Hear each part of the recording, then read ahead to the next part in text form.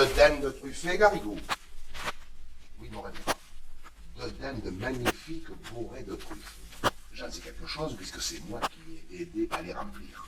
On aurait dit que leur peau allait craquer en rôtissant tellement elle était tendue. Jésus Maria, moi qui aime tant les truffes.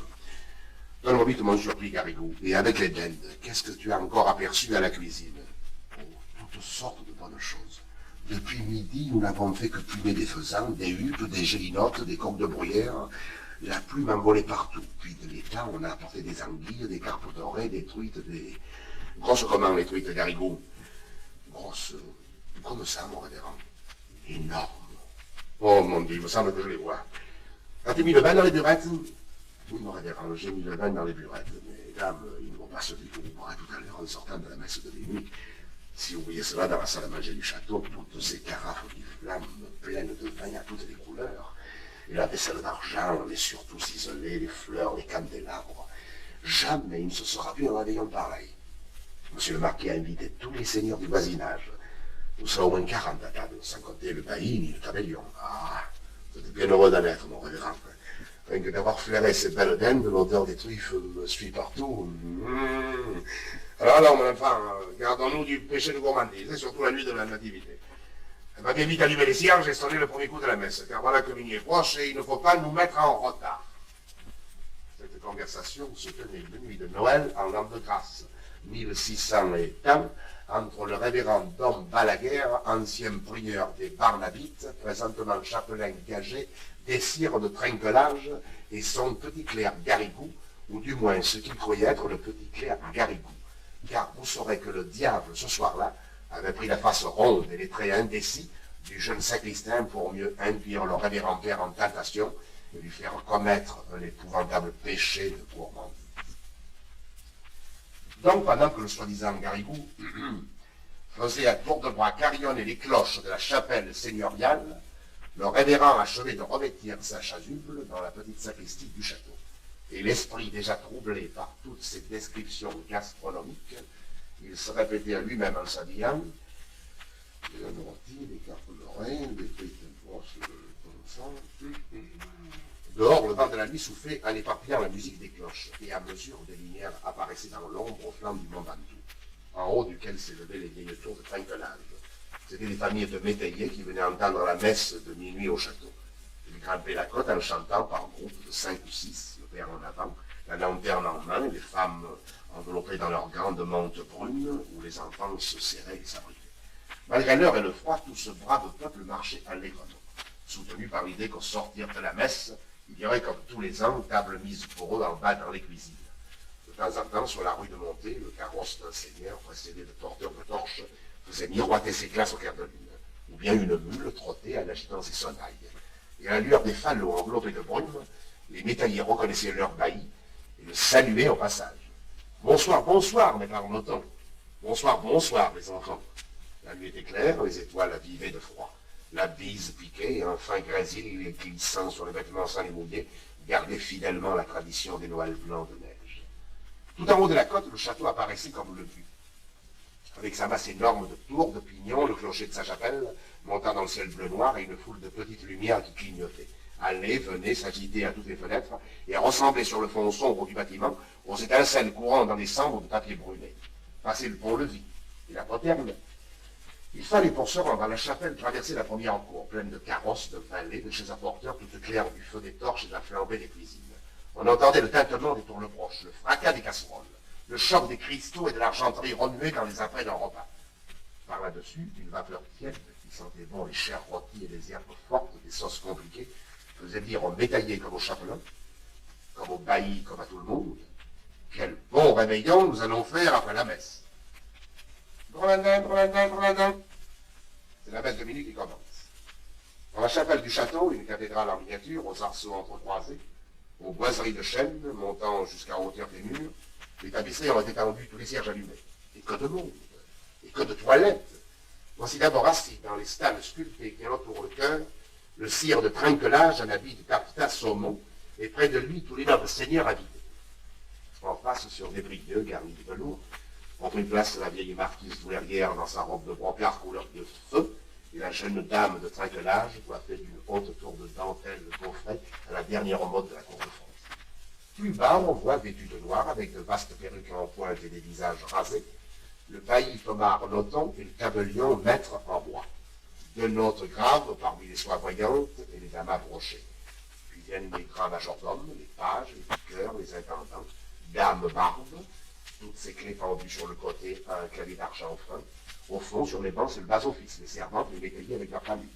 Et enfin, là-bas, tout contre la porte qu'ils encouvrent et referment discrètement, messieurs les marmitons, qui viennent entre deux sauces prendre un petit verre de messe et apporter une odeur de réveillon dans l'église tout en fête et tiède de temps de cierge.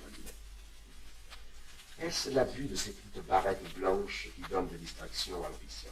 Ne serait-ce pas plutôt la sonnette de Garrigou, cette enragée petite sonnette qui s'agite au pied de l'autel avec une précipitation infernale et semble dire tout le temps « Dépêchons-nous, dépêchons-nous, plus tôt nous aurons fini, plus tôt nous serons à table ». Le fait est que chaque fois qu'elle tente cette sonnette du diable, le chapelain oublie sa messe et ne pense plus au réveillon.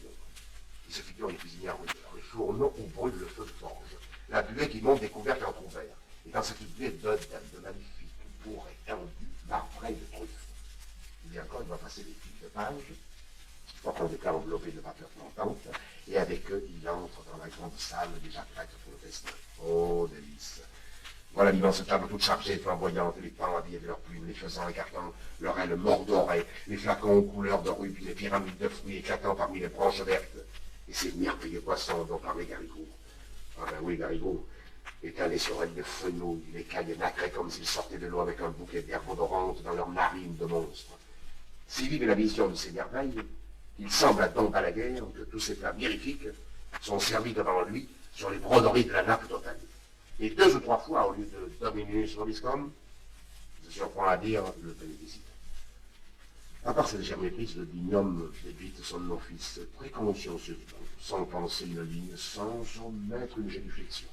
Et tout marche assez bien jusqu'à la fin de la première messe. Car vous savez que le jour de Noël, le même officiant doit célébrer 3 messes consécutives.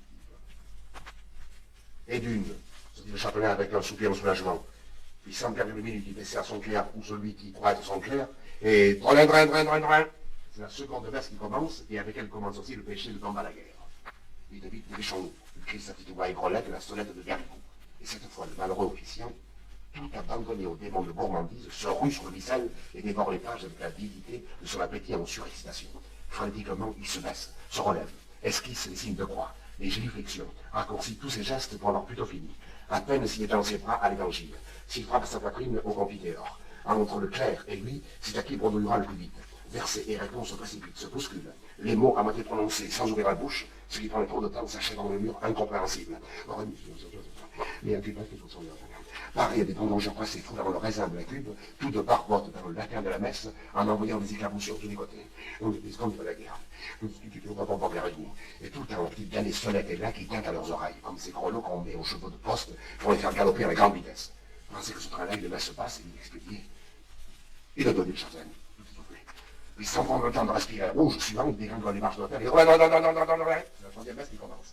Il n'a plus qu'à partir pour arriver à saint manger, mais à sa mesure que la reliure rapproche, n'importe les Balaguer, s'emplit d'une folie d'impatience et de gourmandise. Sa vision s'accentue, les carpes dorées, les dindes, qui sont là, là, là, là, il est touché, les... Oh, oh mon Dieu, les parfums, les mailles en baume, et secouant de son gros enragé la petite sonnette, il est encore plus vite. Mais comment pourrait-il aller plus vite? Célèbre à peine, il ne bronze plus les mots, tellement tricher tout à fait le bon Dieu et de lui escaroter sa messe. Et c'est ce qu'il fait, le malheureux. De tentation en tentation, il commence par sauter un verset, puis 2, puis les pites prolongues. Il n'a fini pas. Il fleur l'évangile, passe devant le créneau sans entrée, sans le pater, salue le nom à la papasse, et par nom et par élan se précipite ainsi dans la damnation éternelle, toujours suivie de la femme Garrigou. On voit des rétros, Satanas, qui le seconde avec une merveilleuse entente, relève sa chasuble, tourne les feuillets 2 par 2, bouscule les pupitres, renverse les burettes, et sans cesse secoue les pistolets de plus en plus fort, de plus en plus vite. Il faut voir la figure effarée. Que font tous les assistants, complices de suite par la musique du prêtre, ça baisse, donc ils n'entendent pas un mot. Les uns se lèvent quand les autres s'agenouillent, s'asseyent quand les autres sont debout. Et toutes les phases du singulier office se confondent sur les bancs dans une foule d'attitudes diverses. L'étoile de Noël en route dans le chemin du ciel là-bas, vers la petite table pâlie d'épouvante envers cette confusion. La vie va trop vite. On ne peut pas suivre, murmura la vieille boirière en agitant sa coiffe avec égarement. Maître Arnaudon, ses grandes lunettes d'acier sur le nez, cher dans son paroissien, où diantre on peut bien un être. Et au fond, tous ces braves gens qui eux aussi pensent à la donner ne sont pas fâchés que la messe aille se prendre à poste. Et quand Don Balaguer, la figure rayonnante, se tourne vers l'assistance en criant toutes ses forces, Ite missa est, Il n'y a qu'une voix dans la chapelle pour lui répondre un Deo Gracias si joyeux, si entraînant qu'on se croirait déjà à table pour tous les toasts du réveillon. 5 minutes après, la foule des seigneurs s'asseyait dans la grande salle, le chapelain au milieu d'eux, le château illuminé, d'autres en bas retentissaient de chants, de cris de rire, de rumeurs, et le vénérable Don Balaguer plantait sa fourchette dans une aile de gelinotte, noyant le remords de son péché sous des flots de vin du pape et du bon jus de viande. Quand il put et mangea, le pauvre saint homme qui mourut dans la nuit d'une terrible attaque, sans avoir eu seulement le temps de se repentir. Puis au matin, il arriva dans le ciel encore tout en rumeur des fêtes de la nuit, et je vous laisse à penser comme il fut reçu. Retire-toi de mes yeux, mauvais chrétien, lui dit le souverain juge, notre maître à tous. La faute est assez grande pour effacer toute une vie de vertu. Quand tu vas voler une messe de nuit, eh bien tu m'en paieras 300 en place. Et tu entreras au paradis quand tu auras célébré dans ta propre chapelle ces 300 messes de Noël en présence de tous ceux qui ont péché par ta faute et avec toi. Et voilà la vraie légende de Don Balaguer, comme on la raconte au pays des Olives. Aujourd'hui, le château de Trinquelage n'existe plus. Et la chapelle se tient encore droite tout en haut du mont Ventoux, dans un bouquet de chênes verts. Le vent fait battre sa porte disjointe, l'herbe encombre le sol, il y a des nids aux angles de l'hôtel et dans l'embrasure des autres croisées, dont les vitraux coloriés ont disparu depuis longtemps. Cependant, il paraît que tous les ans, à Noël, une lumière surnaturelle erre parmi ces ruines, et qu'en allant aux messes et aux réveillons, les paysans aperçoivent ce spectre de chapelle éclairé de cierges, invisible qui brûle au grand air même sous la neige et le vent. Vous en rirez si vous voulez, mais un vigneron de l'endroit, nommé Garrigue, sans doute un descendant de Garrigou, m'a affirmé qu'un soir de Noël, se trouvant un peu en ripote, il s'était perdu dans la montagne du côté de Trinquelage. Et voici ce qu'il avait dit. Jusqu'à 11 heures, rien. Tout était silencieux, unanimé. Soudain, vers minuit, un carillon sonna tout en haut du clocher. Un vieux carillon qui avait l'air d'être habillé. Bientôt dans le chemin qui monte, Garrigue, qui tremblait des feux, s'agitait des ombres indécibles. Sous le porche de la chapelle, on marchait, on chuchotait. Bonsoir, mes parlotons. Bonsoir, bonsoir, mes enfants. Quand tout le monde fut entré, mon vigneron, qui était très brave, s'approcha doucement et regardant par la porte cassée, eut un singulier spectacle.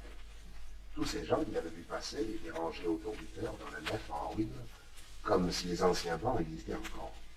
De belles dames en brocart, avec des coiffes de dentelle, des seigneurs chamarrés, du haut en bas, des paysans en jaquettes fleuries, ainsi qu'on avait nos grands-pères, tous l'air vieux, fanés, poussiéreux, fatigués.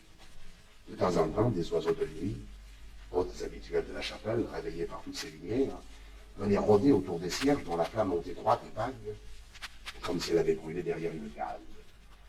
Et ce qui amusait beaucoup Garrigue, c'était un certain personnage à grande lunettes d'acier qui secouait à chaque instant sa haute perruque noire, sur laquelle un de ces oiseaux se tenait droit tout empêtré, en battant silencieusement des ailes. Dans le fond, un petit vieillard de taille enfantine, à genoux au milieu du chœur, agitait désespérément une sonnette sans grelot et sans voix, pendant qu'un prêtre habillé de vieil or allait, venait devant l'autel en récitant des oraisons dont on n'entendait pas un mot.